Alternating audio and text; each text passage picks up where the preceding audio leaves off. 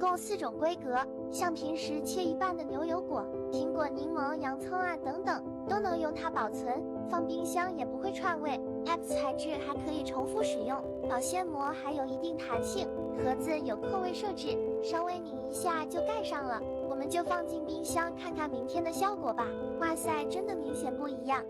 被种草了，这款水果保鲜盒4款我都入手了，一共4种规格，像平时切一半的牛油果、苹果、柠檬、洋葱啊等等，都能用它保存，放冰箱也不会串味。App 材质还可以重复使用，保鲜膜还有一定弹性，盒子有扣位设置，稍微拧一下就盖上了，我们就放进冰箱看看明天的效果吧。哇塞！